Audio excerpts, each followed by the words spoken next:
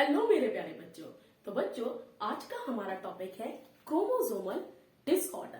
Chromosomal disorder जो है वो chapter principles of inheritance and variation chapter का टॉपिक है। तो बच्चों, बात करते हैं कि क्रोमोसोमल डिसऑर्डर क्या है। देखो, कोई भी बीमारी है उसके पीछे का कारण होता है कि किसी एक पर्टिकुलर ऑर्गन में कुछ गड़बड़ी आई है या जिस भी साइट पर वो बीमारी पनप रही है वहां पर कुछ प्रॉब्लम है। तो यहाँ पर भी प्रॉब्लम है, लेकिन प्रॉब्लम जो है वो किस लेवल पर प्रॉब्लम है। यहाँ पर प्रॉब्लम आ रही है क्रोमोसोम में, इसलिए इसको नाम दिया गया क्रोमोसोमल डिसऑर्डर। तो यदि हम बात करें कि इसको ये है क्या, कोई भी चीज होती है सबसे पहले दिमाग में आती है वो है क्या। तो chromosomal disorder are characterised by, ध्यान से देखो इस चीज को, chromosomal disorder are characterised by excess और एब्सेंस और एबनॉर्मल अरेंजमेंट ऑफ क्रोमोसोम। यहां पर क्या कहने की कोशिश कर रहा है कि क्रोमोसोमल डिसऑर्डर जो है वहां पर प्रॉब्लम क्या है। वहां पर प्रॉब्लम ये है कि जो क्रोमोसोम का नंबर है उसमें या तो क्रोमोसोम एक्स्ट्रा होते हैं, ठीक है, क्रोमोसोम एक्स्ट्रा होते हैं, या फिर क्रोमोसोम एब्सेंस होते हैं, या जो पर्टिकुलर नंबर ऑफ क्रोमोसोम है उससे क्रोमोसोम की संख्या कम होती है, ठीक है। और एबनॉर्मल अरेंजमेंट ऑफ क्रोमोसोम, यानी कि जो क्रोमोसोम है उनका जो पर्टिकुलर अरेंजमेंट होता है वो प्रॉपर नहीं हो पाता, इसकी वजह से ये क्रोमोसोमल डिसऑर्डर हमें देखने को मिलता है, ठीक है। तो अगर हम इस चीज को समझें, मनुष्य का एग्जाम्पल लेके, तो हमको पता है कि जो ह्यूमन है उसमें नॉर्मल कंडीशन में जो क्रोमोसोम की संख्या कितनी होती है, 46। कितनी होती है, 46 होती है, ठीक है। इसको हम बोलते हैं नॉर्मल, ठीक है, कंडीशन। अब 46 क्रोमोसोम का मतलब होता है 23 पेयर्स, क्योंकि क्रोमोसोम्स जो होते हैं वो किसमें रहते हैं, पेयर्स में रहते हैं, यानी कि हर क्रोमोसोम की हर मनुष्य के पास 2 कॉपी होती है, इसलिए मनुष्य डिप्लॉयड होता है, ठीक है। अब यहां पर ये चीज देखो, एक्सेस और एब्सेंस। तो यदि यहां पर देखो बच्चों, क्रोमोसोम एब्सेंस है, यहां पर हम 1 ले लेते हैं, ठीक है। मान लो 1 क्रोमोसोम एब्सेंस है तो नंबर ऑफ क्रोमोसोम्स टोटल कितने हो जाएंगे, 45, ठीक है। यानी कि 23 जोड़ों में से 22 जो होंगे वो तो प्रॉपर पेयर होंगे, ठीक है, होंगे प्रॉपर पेयर में होंगे, लेकिन कोई भी एक जोड़ा, ठीक है, कोई भी एक जो जोड़ा होगा उनमें से एक कॉपी मिसिंग होगी, ठीक है। तो यहां पर क्या होगा, only single copy of a particular chromosome. तो यहां पर मेरे कहने का मतलब ये है कि जो क्रोमोसोम पेयर्स में होते हैं उसमें से 2 पेयर में से 1 पेयर एब्सेंस होगा, उस कंडीशन को हम कहते हैं मोनोसोमी। इसको हम आगे डिस्कस करेंगे, ठीक है। अब यहाँ पे मेरे कहने का मतलब ये बिल्कुल नहीं है कि 1 से लेके 22 जो जोड़े हैं वो एकदम पेयर में है और 23वां जोड़ा पेयर में नहीं है, ऐसा नहीं। कोई भी रेंडमली हो सकता है, पहला, दूसरा, चौथा, 5वां, 17वां, 18वां, ठीक है। और यदि कोई क्रोमोसोम एक्सेस है, यानी कि उसकी एक्स्ट्रा कॉपी है, एक्स्ट्रा कॉपी है, तो नंबर ऑफ क्रोमोसोम 46 से, यानी कि 46 से हो जाएगा 47। यहां पर भी 22 पेयर्स जो होंगे वो एकदम नॉर्मल कंडीशन में होंगे, और एक पेयर ऐसा होगा जिसके पास 3 कॉपीज होंगी। कितनी होंगी, 3 कॉपीज होंगी, 3 कॉपीज ऑफ होमोलोगस क्रोमोसोम,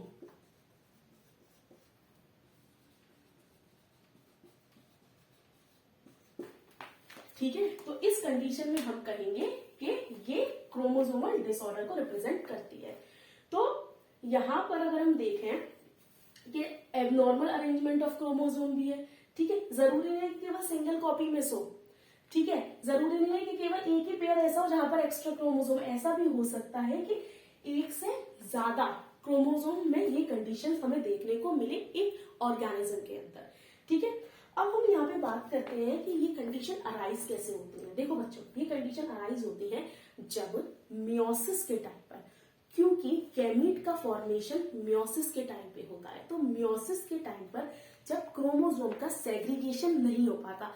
इस बात को समझो, मियोसिस के टाइम पे जब क्रोमोसोम सेग्रीगेट नहीं हो पाते तब ऐसी अवस्था जनरेट होती है, तब ऐसी अवस्था उत्पन्न होती है। ठीक है, तो देखो हम यहाँ पर बोल सकते हैं failure of segregation of chromosome generate such kind of condition. तो इस बेस पर हम बोलते हैं ये दो कंडीशन हमें देखने को मिलती हैं। एनिपुलॉइडी, ये कब होती है? जब फेलियर ऑफ क्रोमोसोमल सेग्रीगेशन होता है। ठीक है, तो इसमें ये कंडीशंस हमें देखने को मिलती हैं, ये वाली। ठीक है, एक कंडीशन होती है पॉलीप्लॉइडी। ये कंडीशन प्लांट्स में बहुत कॉमन है, एनिमल्स के केस में देखने को नहीं मिलती। यहाँ पर क्या होता है? फेलियर ऑफ साइटोकाइनेसिस, यानी कि क्रोमोसोम के सेपरेशन के बाद जब वो साइटोकाइनेसिस की प्रक्रिया होती है, साइटोप्लाज्म का जो डिवीजन होता है वो नहीं हो पाता, जिसकी वजह से क्या होता है, पूरे के पूरे जो क्रोमोसोम जो है ना, उनकी ही दोनों कॉपीज जो होती हैं वो साथ में रह लेती हैं। ठीक है, यानी कि क्रोमोसोम के साइटोप्लाज्म ही सेपरेट नहीं हो पाता। उस कंडीशन में हमें ये कंडीशन, हमें उस कंडीशन को पॉलीप्लॉइडी कहते हैं। ये कंडीशन प्लांट में कॉमन है। ठीक है, तो अब ये कंडीशन जनरेट कैसे होती है, उत्पन्न कैसे होती है, हम उसको थोड़ा सा डिस्कस करते हैं। उसके लिए हम आते हैं मियोसिस पर।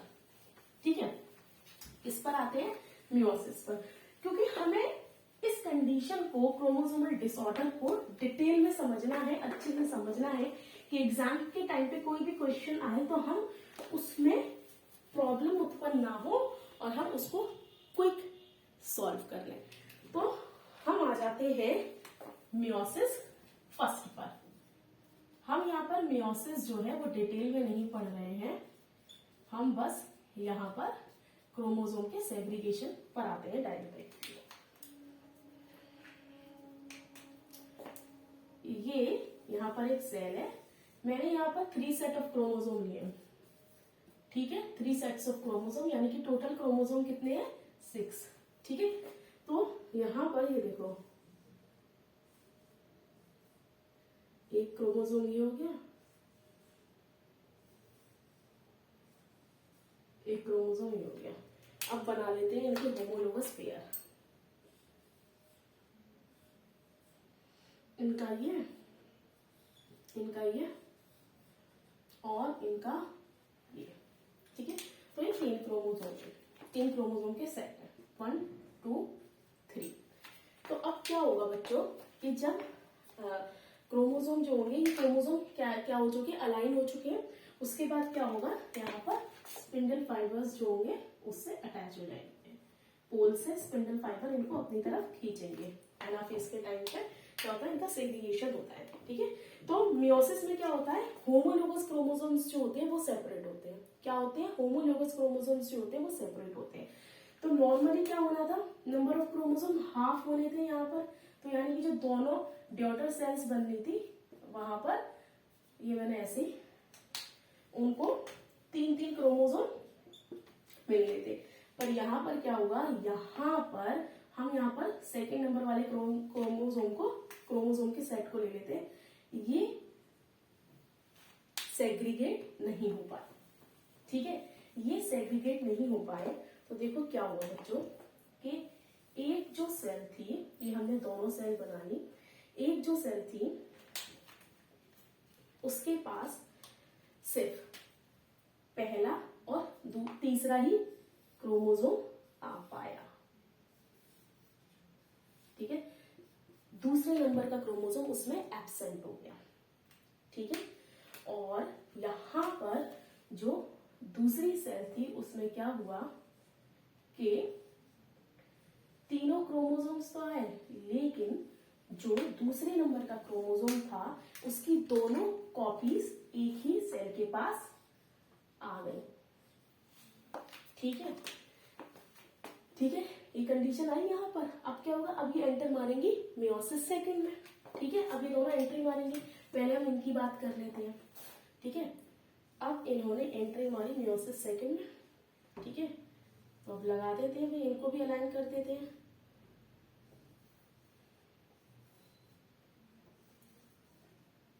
ये भी डायरेक्टली हम एंट्री मारते हैं एनाफेज में, ठीक है। अब यहाँ पर क्या होता है, सिस्टर क्रोमेटिड्स जो होते हैं वो सेपरेट होते हैं। थोड़ा सा इस पे ध्यान दे देते हैं ताकि आपको समझ में आ जाए। जैसे कि ये होता है, ये क्रोमोसोम्स था, ये दोनों सिस्टर क्रोमेटिड्स थे, ठीक है। यहाँ पे काइनेटोकोर थी सेंट्रोमेयर के ऊपर, तो स्पिंडल फाइबर इससे अटैच हुए और दोनों पोल से खिंचाव हुआ, अपनी तरफ पुल किया तो क्या हुआ, सेंट्रोमेयर जो था वो टूट गया। जब सेंट्रोमेयर टूटा तो ये दोनों क्या हुआ, सेपरेट हो गए, ठीक है। ये देखो, ठीक है। अब क्या, ये दोनों बिहेव करने लगे अलग अलग क्रोमोसोम की तरह, क्योंकि क्रोमोसोम की संख्या हम किससे निर्धारित करते हैं, नंबर ऑफ सेंट्रोसोम से। तो पहले यहाँ पर एक सेंट्रोसोम था, अब यहाँ पे दो अलग अलग है, ठीक है। तो अब यहाँ पे क्या होगा, सिस्टर क्रोमेटिड्स जो थे वो यहाँ पर अब अलग होंगे, सेपरेट होंगे। तो भाई यहाँ पर भी ये कंडीशन हुई भैया, स्पिंडल फाइबर्स ने अपनी तरफ खींचा इनको, ठीक है। तो रिजल्टेंट क्या हुआ, रिजल्ट ये हुआ कि दोनों जो सेल्स थे उनके पास एक एक कॉपी चली गई। यहाँ पे कोई गड़बड़ी नहीं हो रही है, पर यहाँ पर जो एक एक्स्ट्रा क्रोमोसोम है उसका तो सेग्रीगेशन होगा ना।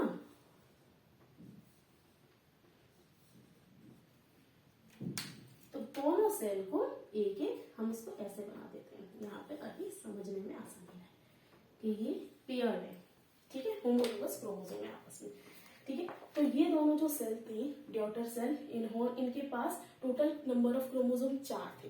कितने थे, 4। अब यदि इस केस में होता है सेल का डिवीजन, ठीक है, सेल का डिवीजन नहीं, क्रोमोसोम का सेग्रीगेशन, तो हम यहाँ पर क्या देखते हैं बच्चों,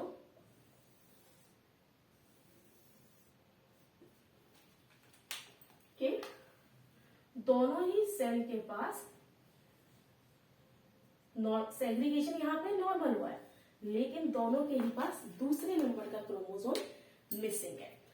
तो यदि होमोलोगस क्रोमोसोम का सेपरेशन नहीं हो पाता, सेग्रीगेशन नहीं हो पाता, उस टाइम पे क्या होगा बच्चों, जो एंड सेल्स होंगी, यानी कि एट द एंड जो रिजल्टेंट डॉटर सेल्स होंगी, उनमें से चारों की चारों जो होंगी वो डिफेक्टिव होंगी।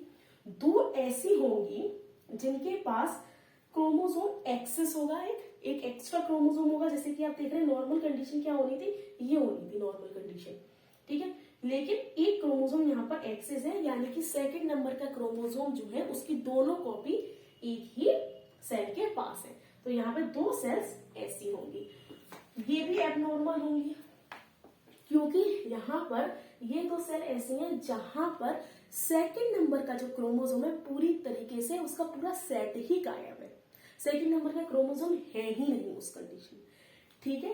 तो अगर हम यहाँ पर इसको ह्यूमन के केस के साथ देखें तो यहाँ पर हमने 3 सेट लिए थे, ह्यूमन के अंदर 46 क्रोमोसोम यानी कि 23 सेट्स होते हैं, ठीक है। तो अगर ये कंडीशन होगी तो एक गैमीट सेल्स, एक प्रकार की गैमीट सेल्स ऐसी बनेंगी जहां पर 24 क्रोमोसोम होंगे इस कंडीशन में, और एक गैमीट सेल ऐसी होगी जहां पर 22 क्रोमोसोम बनेंगे, ठीक है। अब हम इसको सेकंड नंबर वाले क्रोमोसोम के मतलब कोई आगे बढ़ाते हुए ह्यूमन के केस में समझते हैं कि मोनोसोमी और ट्राइसोमी कंडीशन जनरेट होती कैसे है। देखो, ठंडे दिमाग से समझो, आसानी से समझो, सब आ जाएगा। देखो यहां पर